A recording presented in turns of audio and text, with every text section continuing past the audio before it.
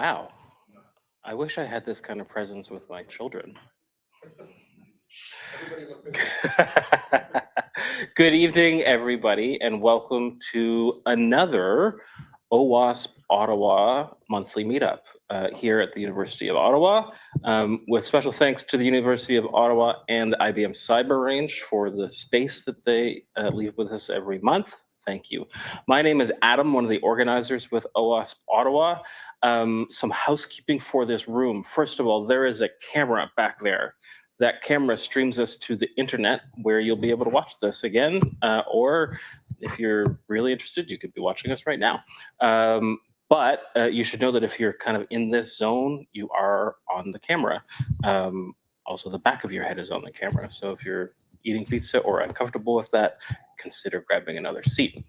Beyond that, we talked about washrooms at the beginning. If you were here, the washroom is out this door and down this hallway. Follow the sign near the elevators and you'll figure it out the rest of the way.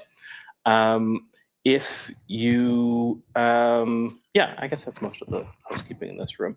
How many folks are here for the first time? First time to a OWASP Ottawa? Hey, great.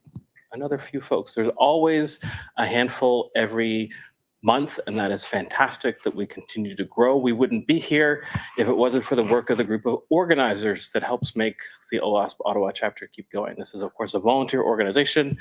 If you are an organizer for OWASP Ottawa, can you raise your hand? Thank you to these great people. This is not everybody. There are many more. There was a slide flipping around that had everybody's names on us. You will find us also on the internet at owasp.org/Ottawa.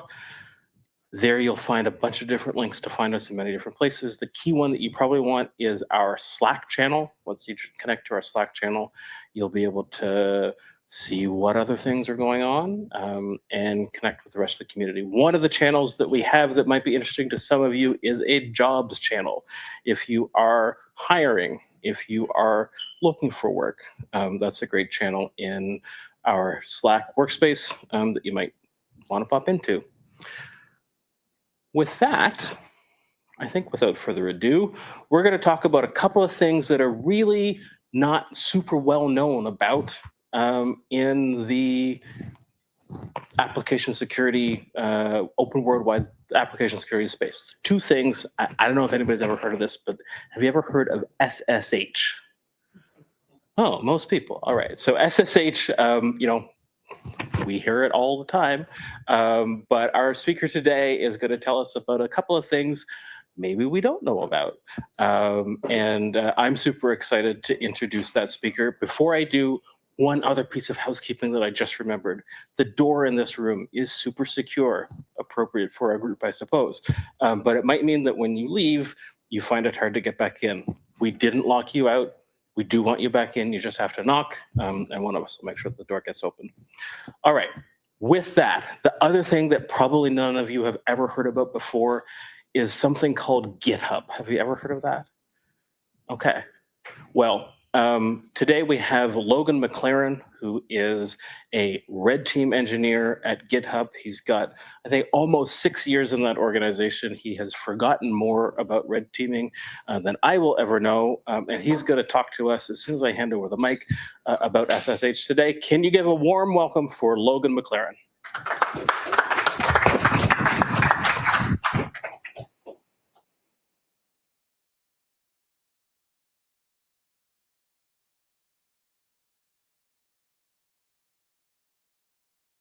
All right, let's see if we can get through technical difficulties here. I got kicked off the Wi-Fi 30 seconds ago, so we'll see if we're back on and I don't trip over things.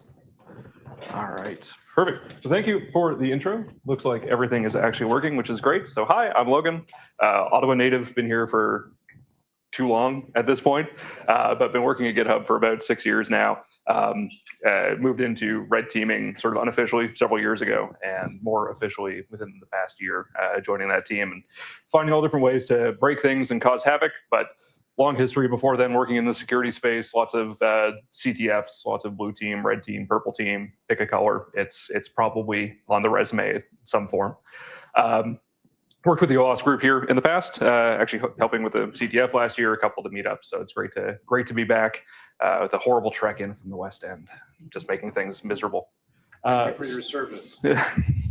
So with that, we're going to be talking about SSH today. And I think this was asked. I apologize. I was dealing with some technical stuff. Is anybody here not familiar with the high-level concept of what SSH does? Fantastic. Okay. All right. Well, good thing I'll explain it on my first slide, just in case. Second slide. I lied. That is a good question.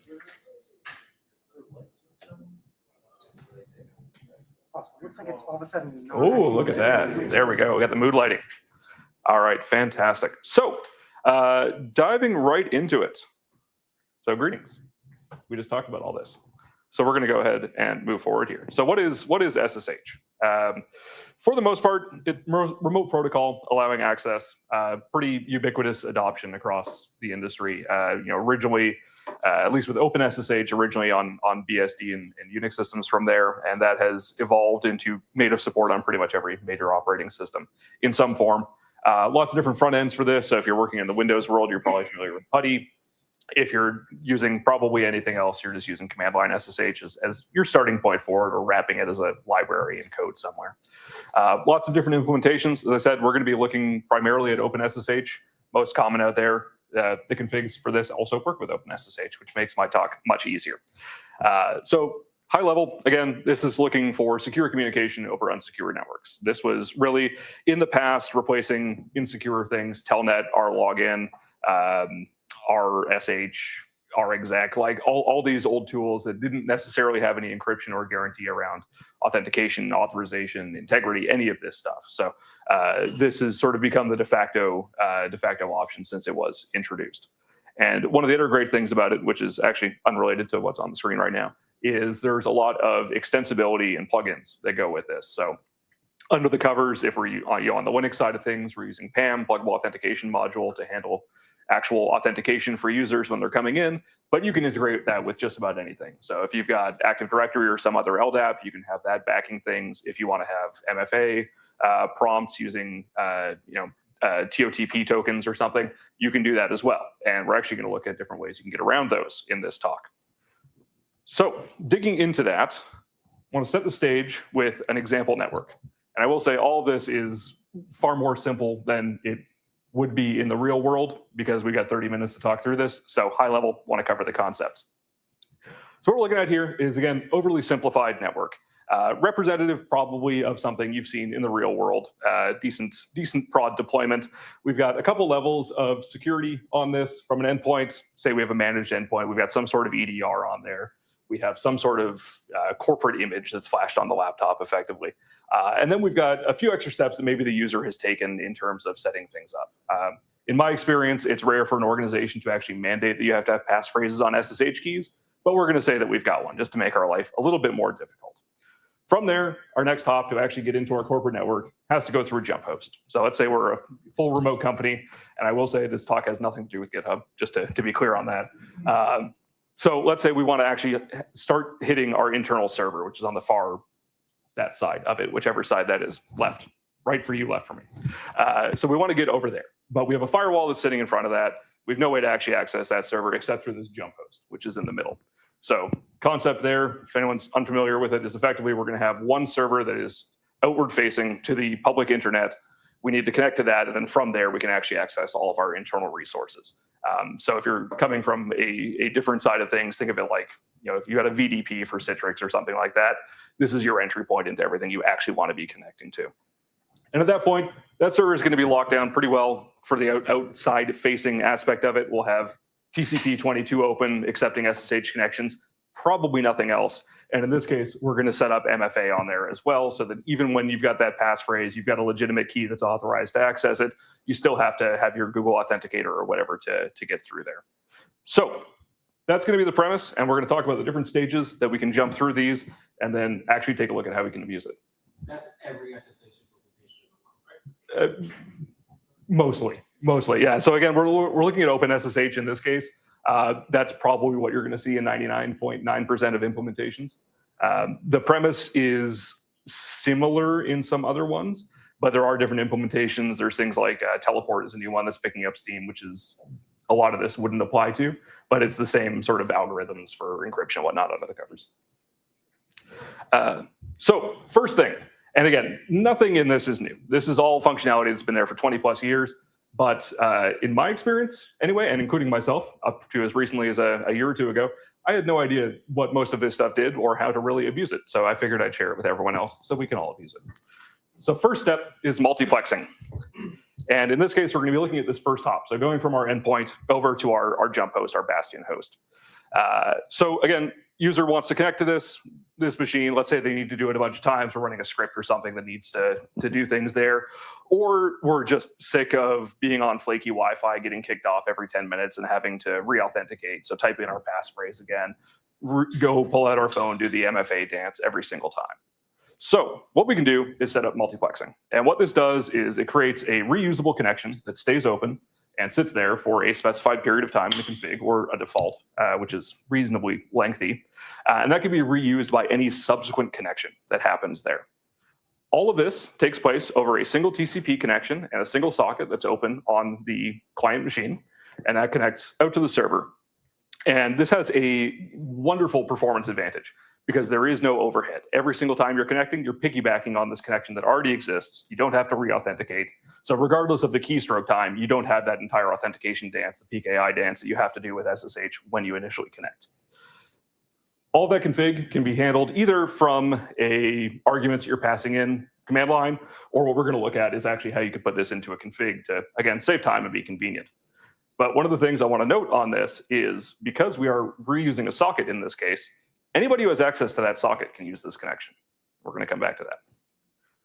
From a config standpoint, what we're doing here, I'm not going to go exhaustively through all these because there's a million different variations, is we're basically saying for every host that we're hitting that's on the foo.bar subdomain, we're going to set control master, which is our multiplexing config. We're going to create a socket, which is at this control path, and we're going to keep that open for 10 minutes of inactivity, basically. Often in the real world, what you'll see for this is just the first two lines, and then control persist. I think by default is an hour or something like that. I don't remember offhand, so don't hold me to that.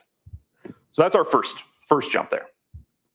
Second thing we're going to look at is agent forwarding. And this is how we're going to get from the jump host over to our internal server. So in this setup, we've already got the ability to, let's say from the jump host, hit a web server or something that's on our internal server that's firewall specifically to that jump host.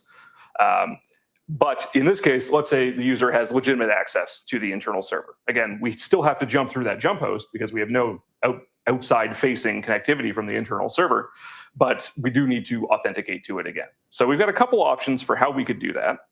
And, oh, I am one slide too far, pardon me. Get back to my notes here. Yeah, so there are a few ways you could actually do this. You could either have your internal stuff set up with like password authentication or some terrible idea like that. Or you could have your users copying around their private keys to get access to things as well. Also really not ideal, though I have seen that in the wild before. But agent forwarding solves all of these problems. And effectively what this does is it takes, again, another local setup here, which is your SSH agent, which effectively caches your private key in its decrypted form, and makes that available on the remote server that you're connecting to for further use. So we're basically saying once we get to that other server, it's going to have access to our local auth that we've already done, and we can then use those same credentials, effectively that key, to now connect to other servers. And we can continue forwarding it on from there. So no need to copy our own key. This all gets exposed to specifically the user that is connected through an environment variable, which just points to the socket that's opened on that machine. So we've got our local socket already on our client machine. So my laptop, for example, that's going to go through and give us our multiplexing. And then once we get on that remote server, we've got another socket open, which is our forwarded agent.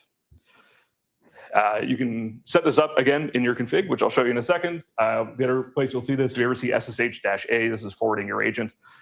This is a slightly different implementation on Mac OS where you have to jump through a few other hoops to get there, but it's all doable. Yes? So did I hear you right? My private key is now on the jump host. It is in an encrypted form. There is a way to extract it. Sure there is. Yeah, there are some tools. We're not going to talk about those today. But yes, if you ever do come across this in the wild, there are some attacks where you can extract private keys from forwarded agents. So that is also a fun thing you can do.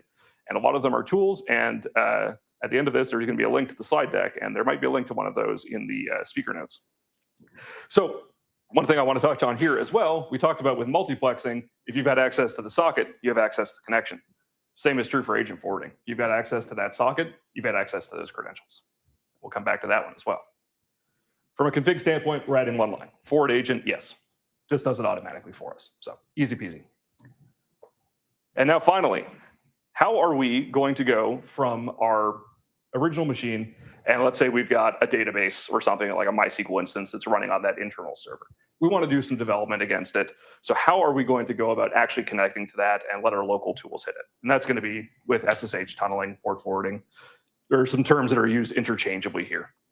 But what this does is effectively proxies or forwards our network traffic through our encrypted connection.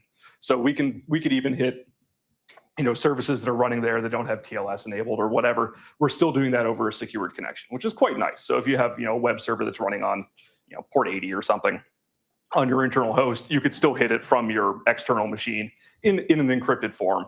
Please use TLS always, but in this case, it gives you some wrapper around it. But this effectively can be used both ways. So you can make remote services available locally, or remote ports, I should say, available locally, or vice versa. Let's say you're running a database locally on, again, I'm just going to pick on MySQL here because I remember the port easily. But let's say you've got something running locally on 3306, and you say, cool, I want my remote server to be able to access my database that's running locally. I'm going to forward 3306 to that remote server, and it's now going to make connections out to localhost 3306, but it's actually going to be hitting my machine. So a few different ways we can do this. 3 types: local, which is I want a local representation of a remote port. So I'm going to say I want port 8000 locally to actually connect to port 8000 on the remote machine. Remote, which is the exact opposite of that. And then we have dynamic forwarding as well, where we basically open a single local port that we bind to. We point to that as a SOCKS proxy, and everything dynamically gets routed through that. And that is pretty fun because you can use it, again, in both directions, depending on how you're configured for it. But it will let you bounce traffic around as you see fit, and with reasonably arbitrary configurations. From a config standpoint, again, just sort of going with the database example, all we're saying here is I want port 3306 locally to connect to my database that's somewhere else that I can access as soon as I'm actually SSH to one of these hosts. So in practice, what does this actually look like? It looks like a picture that's too small on my notes to be able to read. So we're going to run this command here, which in this case, port 8080, for example, but we've got our service that's running on our internal server way over here. We've got a tunnel that's going all the way back through a couple hops, and we're going to hit it from our local host side of things, which we'll get a demo here in a second. But one of the, because I want to have takeaways for all of these, one of the fun things with this from both a red team malicious perspective and that blue teamers should be aware of is that in this type of setup, so remember, if we look at how this is broken down, right? We're going server corp internal, which is our guy way over here, and then we've got our jump host. When this traffic actually hits the internal server, it looks like it's coming from the jump host. So you can use this type of technique to start pulling traffic between different servers in ways that would look entirely legitimate, but actually you're way off somewhere else, away from even your compromised endpoint actually doing this. So as an attacker, where could we fit into this? And the wonderful part of this is all I need is an unprivileged shell on a compromised endpoint. Because if I've got access to that user, all they need to do is open a connection, and then I've owned all of this because I've got all of their permissions, all of their access. Yeah. Have a user, or can it just be on the machine? Depending on the privilege level. So one of the things that's going to come up in a moment here is if you have root on a few different areas of this, things get really nasty really quickly because you've got access to all of these sockets. But the reason I focus in this case on having an unprivileged account there is, let's say you've got, like on my Mac, I've got my local account, which I need to type in my password to sudo and all that kind of stuff.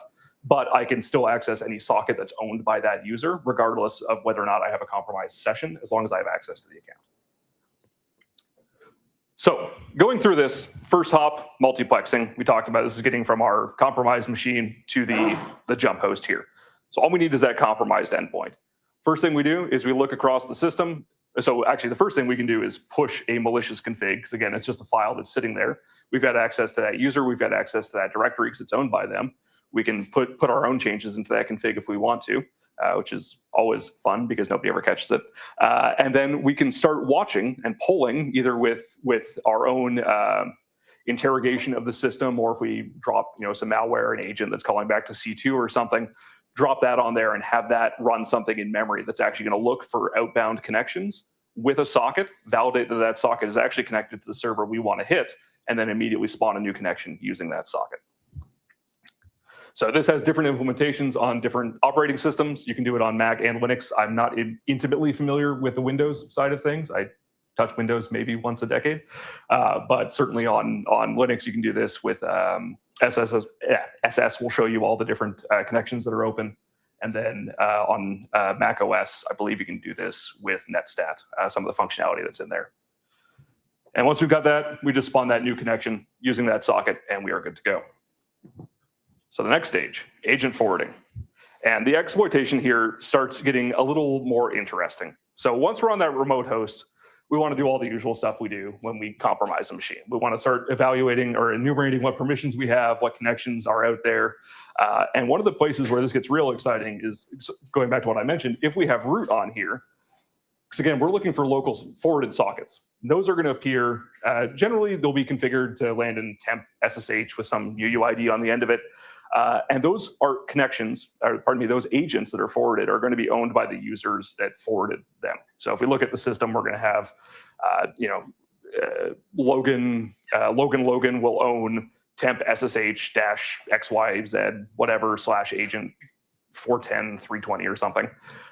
But we can enumerate all those, and we immediately know which user the socket is associated to because they own it. So we see that, we can start looking at, okay, cool. So what is this person connecting to? What processes do they have running?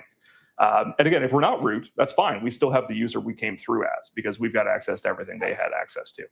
So from there, we can start doing our lateral movement across the network, start exploring what we have, basically abuse any of the access that that user should have. And at this point, we've bypassed, we've gotten past the MFA prompt from our multiplexing, and we're now at the point where we can set up our own arbitrary SSH connections because we have compromised credentials. So we can start tunneling, get to just about anywhere we need to go. And depending on how that access is set up on the internal network side, we can keep forwarding this agent across. We can go anywhere we need to go and continue masquerading as this user, or again, if we have root, any user that has a forwarded agent. So from an attack standpoint here, now that we're on the internal systems, let's assume that there are some other curves that get thrown into this. We want to say, maybe there's some best practices and the internal servers don't have outbound access to anything except the jump host, right? Because we need to have some sort of communication back and forth with those. But let's say we've encountered one of the rare networks where egress control is actually put in place for this. The great part about that is we can just set up SSH as a SOCKS proxy, or if we're using any sort of malware framework, Mythic Sliver, whatever you have out there from a C2 framework, most of these have SOCKS proxying built in. And what that lets you do is for all these different implants that are running or your own crafted malware, you can have them relay through each other. So all we need on the tail end of this is, again, our compromised host, and then keep going forward, and it's going to be a diagram in 1 second. But the cool thing with this is we talked about once we start forwarding ports around, where the traffic actually originates from is whatever our intermediate point is. So again, looking at that database example, we had 3306 on the internal server. All that traffic is going to look like it's just coming from the jump host. But we can use proxy chains and actually run that on our laptop in anywhere on Earth. It doesn't matter, right? All we need is access to that compromised endpoint, ideally through some level of obfuscation and our C2 from there. But point being, it's only ever going to show up as legitimate traffic on the tail end of it. So what would this actually look like in practice? I apologize, that text is much smaller than I thought it was going to be. But we've got our compromised endpoint over here, and we've gone to our jump host, we've gone to our internal server, and then going backwards, we've got our internal server is actually relaying all of its communication back to the jump host because it can't hit the internet. The jump host is relaying everything back to our compromised endpoint because we don't want to have outbound connections to our C2 from an internal server. It's a dead giveaway that something is going on if anybody's actually looking at NetFlow logs, which again, not super often. And then all of that gets relayed straight back to our C2 from that compromised endpoint. So obviously there's a single point of failure here. If that endpoint goes offline, we're going to lose a fair bit of this, but we've got multiple ways to set up persistence for this. And again, simplified example for it. So to put money where my mouth is, there is a demo. I was going to do it live until I found out I can't VPN from here. And also, hilariously, the U Ottawa guest Wi-Fi blocks SSH connections, which is very funny. So talking through these, I really hope these work. There we go. All right, cool. So I think I went one slide too far. Stand by. Technical difficulties. Are you going to play?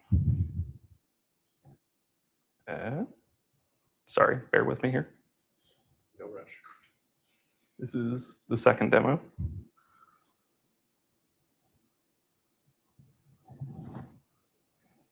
Hey, there we go. All right, perfect. And I, of course, recorded this with a cursor sitting right in the middle of it, which is wonderful. So what we're looking at here, and I'm going to turn my podium around so I can see what I'm doing here as well, because it doesn't play on my screen, is basically starting out demonstrating. So I've got this set up. We've got my host in this case, which is NSX, which you may have seen. And we've got Sandbox, which is acting as our jump host. And then you'll see references to Sandbox 2, which is our internal server from there.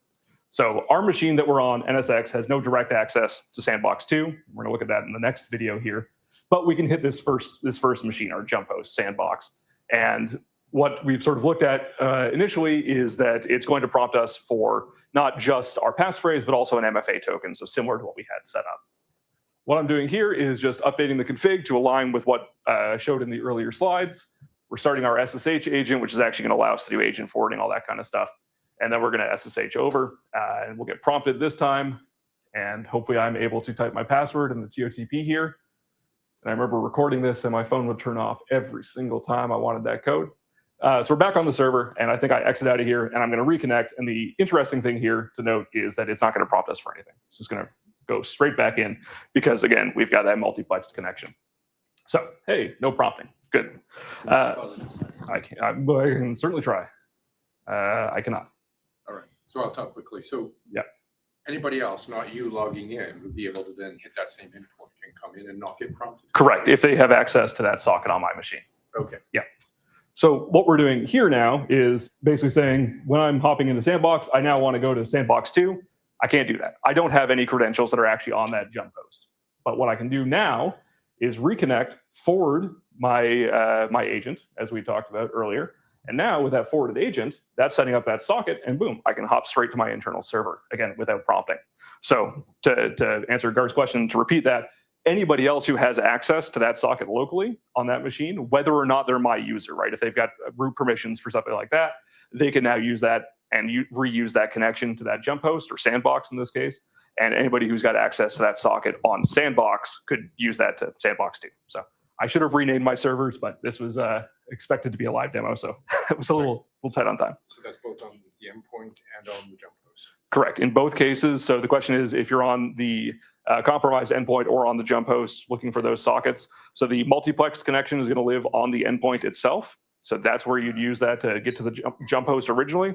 And then on the jump host in this scenario, so Sandbox in the video, that's where you're going to have the forwarded agent as a local socket there, which you then bind to and use that as your authentication to other servers. So even if I say I've gained access to the jump host as a low privileged user because of whatever reasons, and I recognize that socket, then I can go in at on that socket because I've recognized it being open. Yeah. So the question is, if you're low privilege on that jump host, would you be able to use the socket effectively? Right. The answer is with a misconfiguration, possibly. Okay. By default, the sockets are only going to be readable by the user that spawned them. So you'd have to have access to that specific account. Or if you're root, you've got access to every one of these sockets because you can access anything on the operating system. Misconfigurations never happen. No, never. I've definitely never seen those with 777 permissions. So next thing here, great, the entire demo ran. Let's try that one more time. Okay, cool. So first thing we're looking at, we talked about services available from different places. I can't hit anything, nothing running on localhost 9000. I also can't connect to our internal server, Sandbox 2 in this case, on 9000. So we'll clear this up, and what we're going to do is just do a quick demo on the port forwarding side. So we're saying we want 9000 locally to go out to effectively resolve to Sandbox 2 on 9000, and we're going to use Sandbox as our intern here. So spawning a new tab in tmux. Now if I curl localhost 9000 with that in place, hello OWASP Ottawa. So you could extend this out to anything, just a simple web server example in this case, but that could be, again, a database, SharePoint, whatever you have. And all right, good. We're off to the races here. So in this case, we're going to take a look at what happens when I'm actually running malware on here. So the top was our active connection. this is now my malicious script. Please never, ever, ever do this in bash. This is terrible OPSEC, but it's better for demos. You probably want to do this with some library that lets you do it entirely in memory, so it doesn't trigger all of the different detections you could get from this. But what we're doing here is parsing the user's SSH config file, grabbing wherever that control path is, where that socket lives. We're going to then, I wish I could pause these. We're going to take a look at what that socket's connected to, look for the SSH PIDs, and then enumerate over those to find our connection. And then basically when we run this bottom screen here is on our target host, which is actually Sandbox 2. And sure enough, we're able to get remote code execution on there. In this case, just creating a file, but an example of that. I know that was reasonably quick. Any questions around that before I move on? All right. And last up, we're going to take a look at how you can actually abuse a forwarded agent. So going back to the question that was here a moment ago. So we're SSHing over to our Sandbox machine and taking a look at the SSH environment variables we have. And you can see that SSH auth sock up at the top. And that's our forwarded agent here. So if I come in as a different user, root in this case, so going back to the example there, and I want as root to try to SSH over to this other machine, I can't do it. I have no credentials to give me access to it. If I try to do it as a different user, I'm also not going to be able to get in. But if I now say, okay, cool, I want my SSH connections to go over the socket that I have access to, and that actually has the forwarded agent in it, I'm going to set this up, and then I'm going to try to reconnect as the Gillette user here.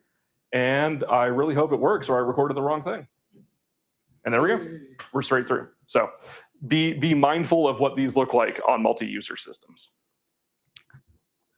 So for those in the room on the blue team, the defender side of things, what can you actually keep an eye out for this? How can you harden against this? How can you detect it? Because again, a lot of this is, I mean, maybe not quite living off the WAN, but it's tooling that's out there. It's ubiquitous, and a lot of this looks like normal behavior. So first off, yes, it's hard. This is very hard to identify. You have to sort of know that these things exist, and a lot of the time this is going to come down more to understanding what your environment is and what it looks like.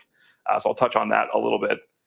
But one of the things you can do that sort of stops this dead in its tracks, but is also going to make any engineer who wants to get access to these servers want to wring your neck, is disabling agent and TCP forwarding in the SSH configs.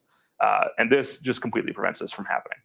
So the top one there, allow agent forwarding no, means I have no way to now forward my agent over. I'd have to actually copy a private key, which, I mean, we got a whole new set of problems then. And then allow TCP forwarding no prevents me from forwarding ports through this. So a reasonable start there, but again, that now means that you have to rethink your authentication schema. Yes, question? How easy is it to get on there and modify that file? So the question is, how easy would it be to modify this? You would have to have root on that machine to modify this. Yeah. So in that case, unless you're giving your users permission, like elevated privileges on these machines, you could enforce this through Puppet or whatever you have for config management. And what's the downside on usability is? Yeah. So the question is, what's the downside on usability for this? So going back to the it's going to be tricky for me to jump through slides with this, but going back to the network example we had with the 3 hosts, right? What we'd lose in this case is the ability for the legitimate user on that endpoint to easily actually log in to that internal server. They'd have to figure out exactly, yeah. And without the ability to forward ports, we now wouldn't be able to expose services back and forth with that. Next thing you can look at, and I touched on this earlier, is all of your SSHD and PAM logs are not actually going to show you any new logins over a multiplex connection because you're not actually logging in again. You don't have any new session. So just be mindful of that. That's not going to be a useful detection in most cases. But what might be interesting is your EDR logs on this, because what you can keep an eye out for is on your endpoints is start looking at things that are actually trying to enumerate sockets that are open and looking for SSH traffic, because it's rare that you're going to have a legitimate usage for that by somebody unless they're building tooling around this. So if somebody starts running very frequently running SS on a Linux machine and starts looking and interrogating sockets, that might be an indicator that there's something weird going on with that. And one of the other things you can do here is start looking for unexpected long-lived SSH sessions.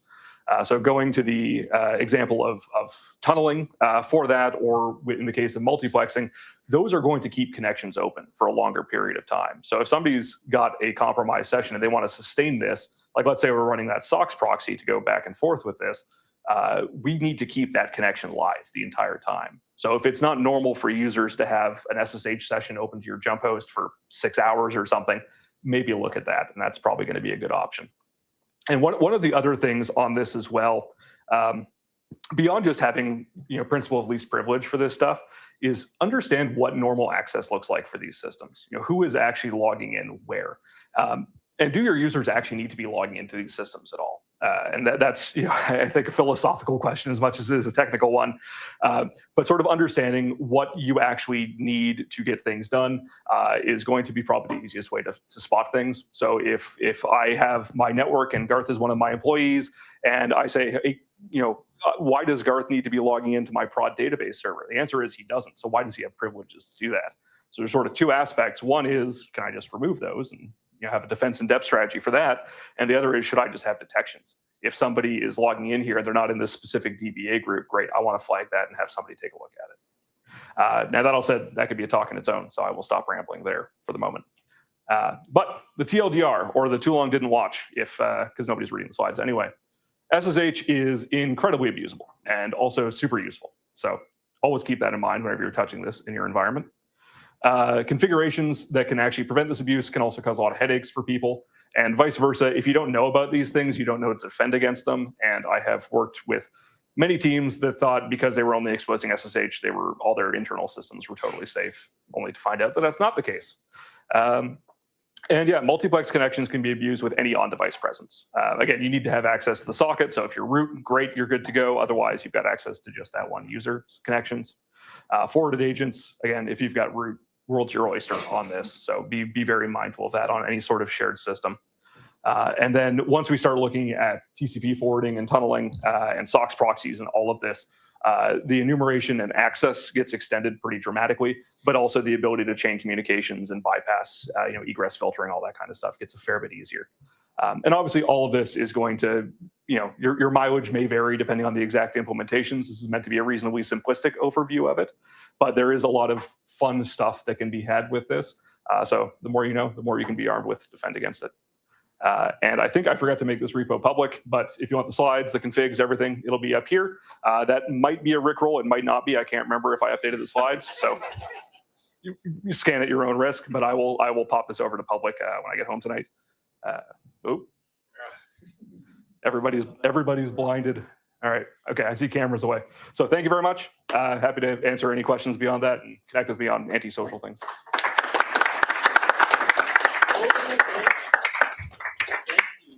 Does anybody else have, I'll stand a little bit closer to the mic for people on the internet. Hold on, it's super close. Does anybody else have that uncomfortable feeling in their stomach that you get after these kinds of talks where you learn about something, you're like, It's not the pizza. I had some assumptions. Hopefully not the pizza. Hopefully not. No, that was really awesome. Thank you, Logan. Do we have any questions from the internet? If we don't, you're welcome to ask questions. Type them in the chat. We'll read them out here. I see one question in the room.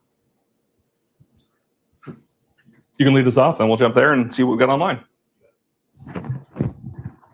Yeah, absolutely. Okay. So I love this topic, and many people I feel take SSH not very seriously. So I looked into this a little bit with SFTP.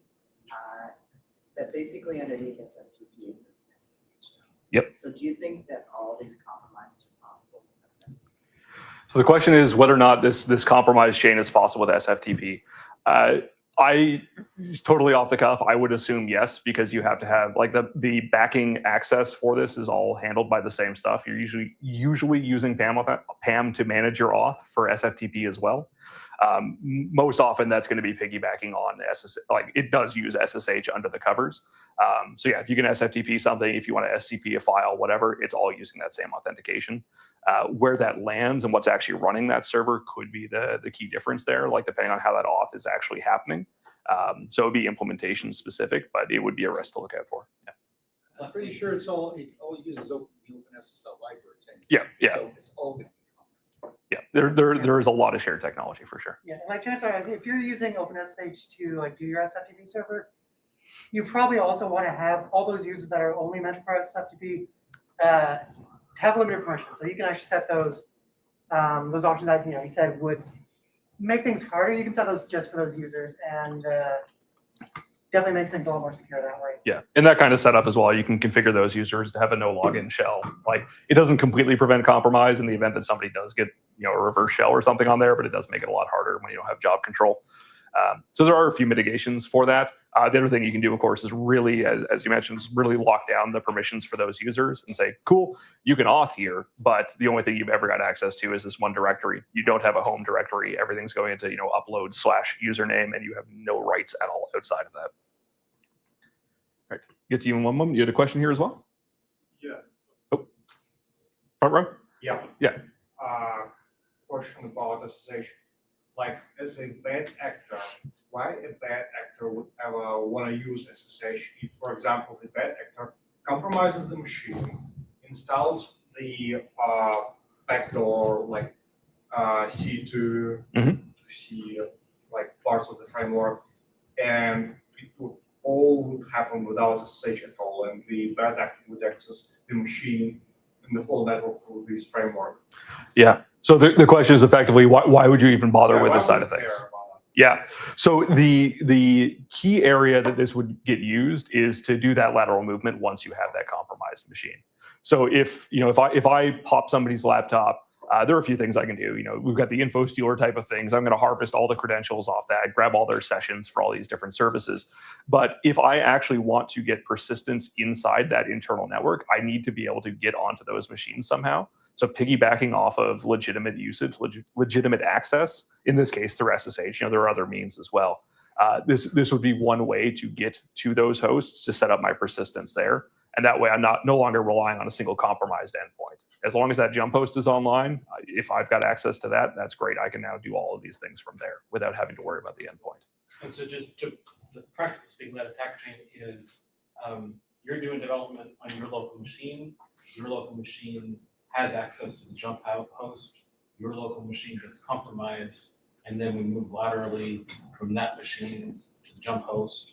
And at the jump host, we're then able to create persistence. Exactly, and then extend that out.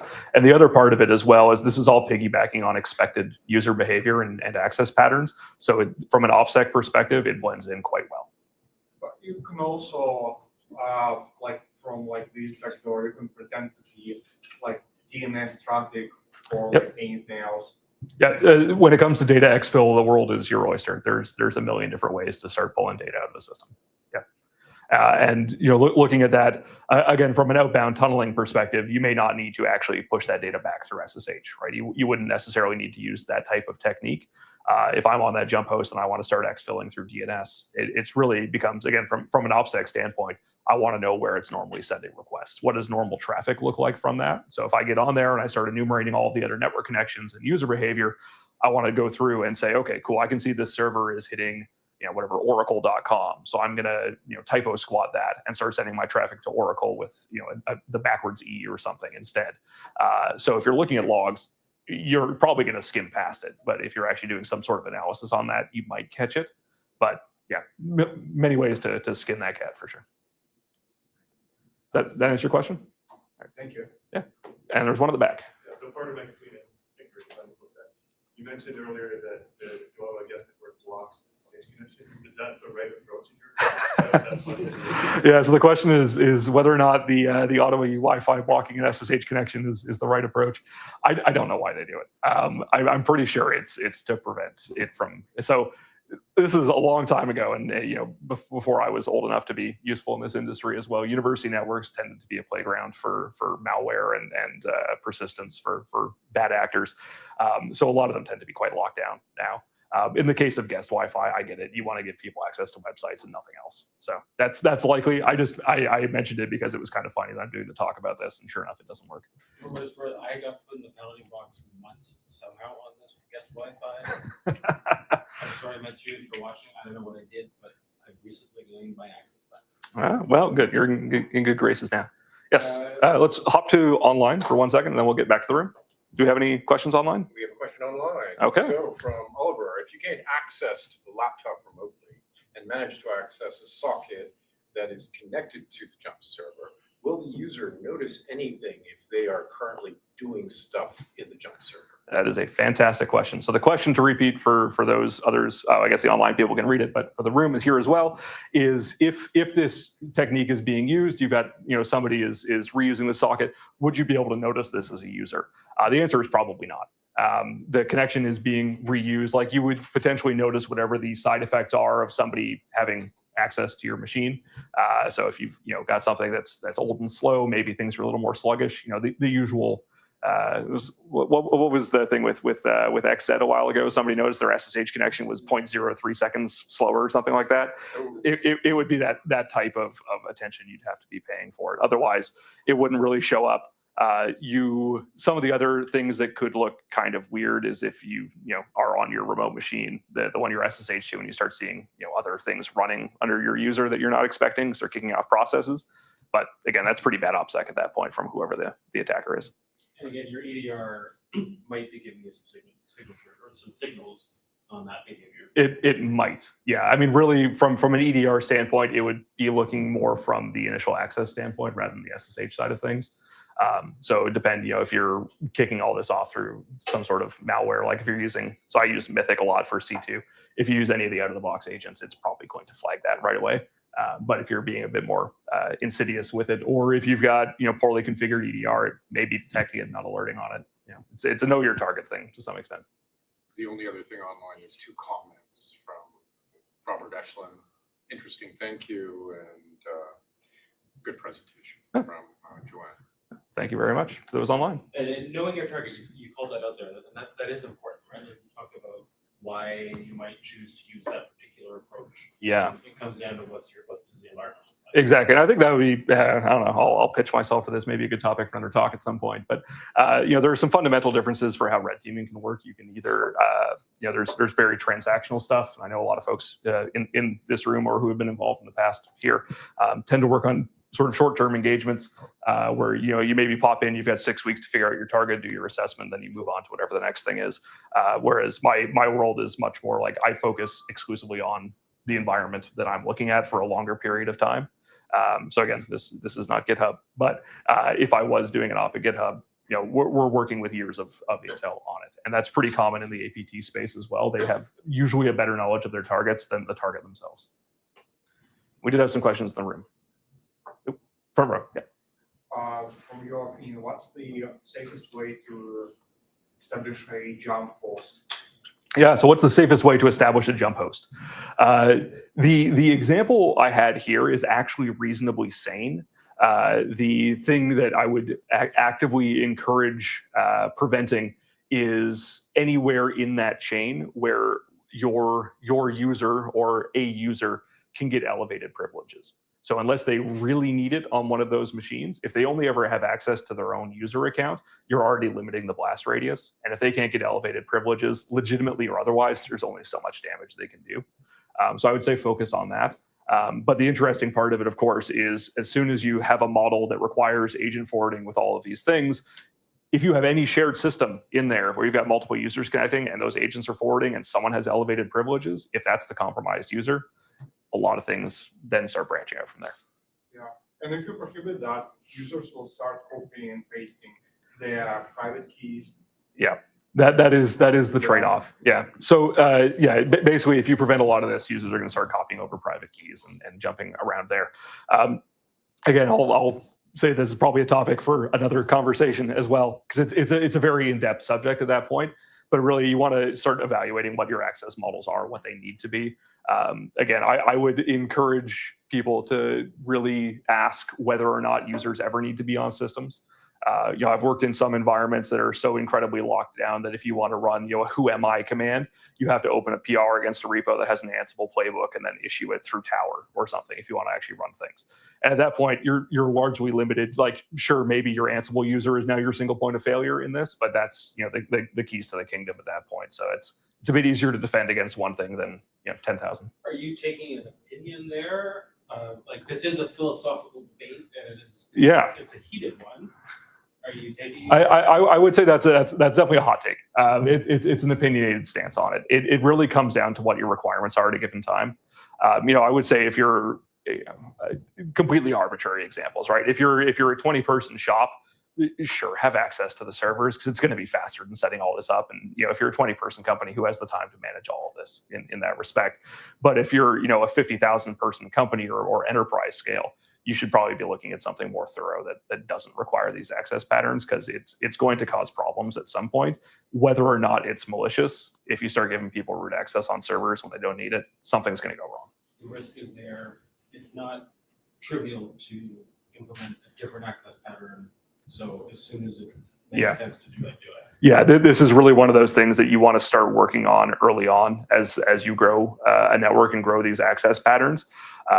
Because I mean, I can only imagine, but trying to change those behaviors is one uphill battle. And then from a technical implementation, doing this without fundamentally breaking things is going to be incredibly difficult in the production setup.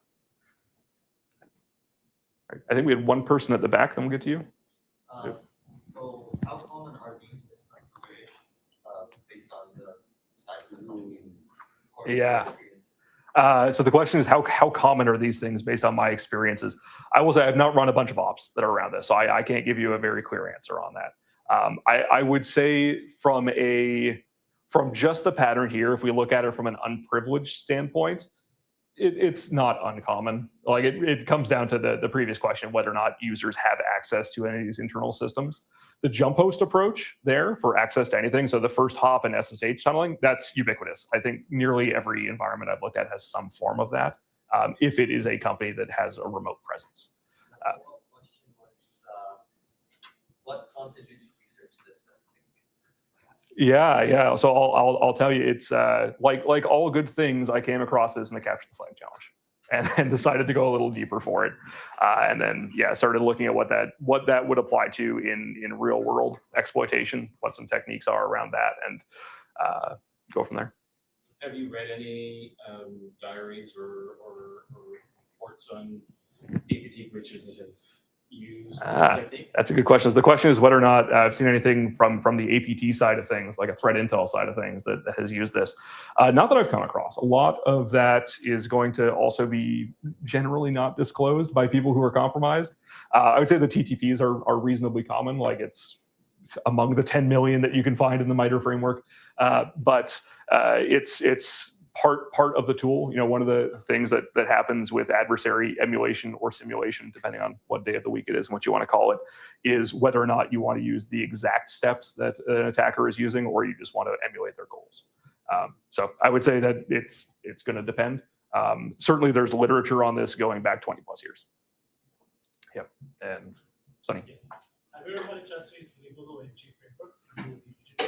Say that one more time. So have you had a chance to use the Golo NG? It's a framework that can be used for agent forwarding. The question was around a specific framework. I didn't quite catch it, but Golo. So yeah. No. It's pretty much a new framework that came out. Okay. And it allows agent forwarding really easily. So all you have to do is install the framework on, let's say, the compromised host. Yep. And then if you have a jump host, well, you just SSH, and instead of running all the SSH commands, it's more like point and drag, and that's pretty much it. So it makes the work really easy. So just pick your brain afterwards. Yeah, for frameworks that allow this. yeah. Can you spell it? Ligolo. Ligolo. Okay. It's an open source, so it's okay now. Well, perfect. Yeah. All right, I'll look it up. Yeah, so certainly what some of the other going back to the demo there, the terrible bash script. You should never do that. If you're ever running an operation, don't shell out. Never, ever. There are some frameworks out there as well. Like if you're working in Python, you can hack this into Paramiko. It doesn't support it out of the box, but there are many different libraries that support these types of things to connect to given sockets. So there's ways to do it with better OPSEC that I won't talk about. Why wouldn't I shell out? Why wouldn't you shell out? Oh my goodness. Okay. Oh, let's do another talk. It's terrible OPSEC. As soon as you start shelling out, it will show up in a million different places. You get a whole bunch of syscalls around it. And I will tell you that even the most basic server that has even OS query without any sort of EDR on it is going to probably have some alerts if people are running really malicious commands. Kind of like walking through the house in the middle of the night and smashing into the china cabinet. Pretty much. I mean, depending on what you're running. Yeah. The bull in the china shop kind of thing. But yeah, it's generally bad operational security to do that. We had one more question, I think. Yep. Well, it's more statement architecturally.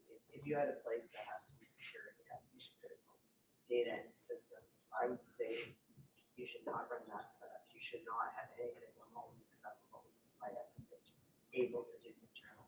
You should have another remote access method. only be able to do that. That's my stand. Yeah. So the comment was that if you have a truly deeply secure type of setup, effectively to have some sort of air gap for it, or at least something that is not external facing SSH, right? And you have some sort of access control on it. I think that's quite common as well in high security environments. I would say what I've outlined here is probably more common in like full remote tech company kind of thing, or small companies that are getting set up and just, your developer, your one developer or your 10 developers are, working from home occasionally. They need some way to get back in.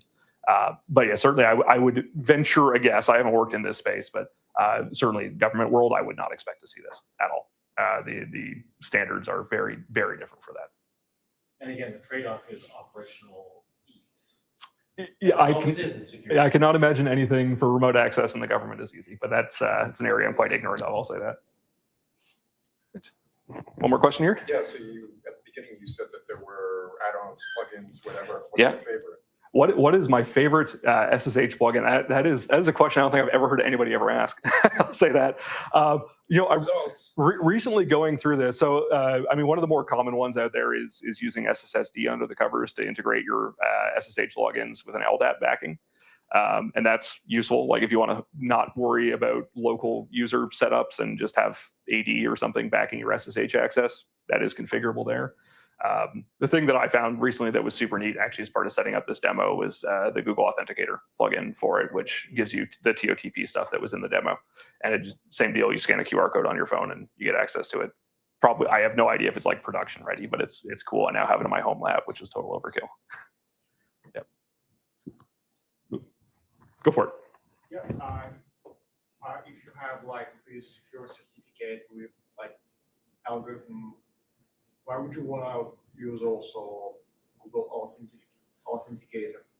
Yeah, so if you have a secured SSH key, let's say passphrase, everything, why would you want OTP as well? It's defense in depth. That's really all it comes down to. The same sort of approach. This is perhaps a false equivalency, but let's say you're logging into your banking website or something, right? You've got your username and your password. If that's your only authentication, that's a single point of failure on it, and you don't have that second factor, right? That's something you have in addition to something you know. So certainly in a world where you could have like passkey auth, that's an interesting take on it. That's a bit of a shift from like for USSH, having a certificate with secure algorithm plus Google Authenticator is like having a passkey and plus Google Authenticator accessing your bank account. Yeah. To some extent, there is some overlap in it. I would say like the thing that a certificate-based authentication method would give you there is proof of authenticity and authorization, but not necessarily identity, right? Like that's where MFA comes into this. Because you're saying, yes, I am not just purporting to be this person. I can prove that I am this person. Passkeys are device bound to some extent. So like, yes, remotely compromising a passkey is unbelievably difficult, but it can be done. And again, with this, if I can just piggyback on that connection, right, it's tricky. But if we have, from an SSH perspective, I have an SSH key that's sitting there, that connection you're creating with that key is perfectly encrypted. I'm not breaking that encryption, right? But if your key doesn't have a passphrase on it, I don't need anything, right? So you could sort of look at that as multi-factor auth, I guess, to some extent, right? You've got a password plus you have actual access to the file. But I will always argue that having more safety measures is better than fewer. The defense in depth is usually the name of the game. Understood. Adam, you had a question? I want to follow up on something you said earlier, which is if you're ultimately that you want to start early on having the right architecture. Yeah. You're starting on a greenfield application today. You've moved on from the Octopus and you're building something yourself. When do you start architecting this? And what's the simplest secure architecture that you would start with? Yeah. Building for scale, but not gold plating. Gotcha. Yeah. So the question is, if I was starting fresh on a new system, new sort of environment, how would I secure this?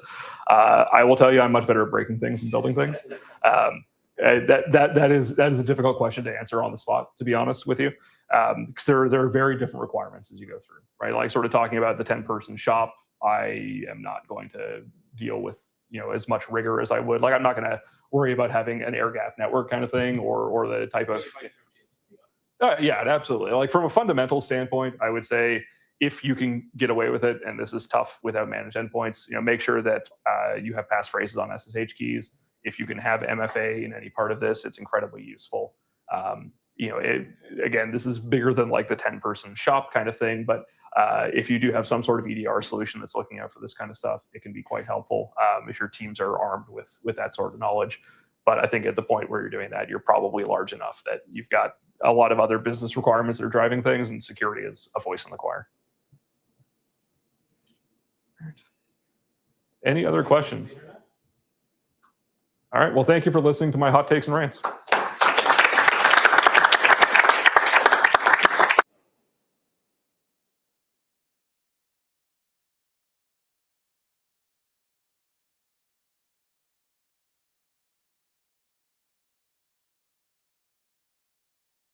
Is another OWASP Ottawa monthly meetup.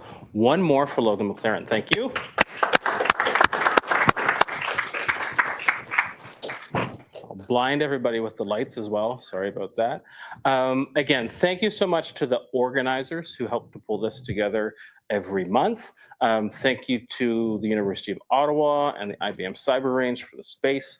Rewind and Greg from the team there for the pizza, who managed to make a remote order this month, I think.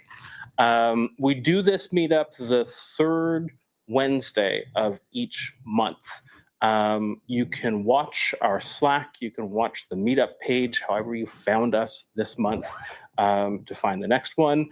I think we'll be here in June, but again, watch the Slack, watch the meetup page. You'll see us there for the next one. Don't hesitate to reach out if you have any questions. You'll see us on Slack. Garth has one more thing to say. One thing.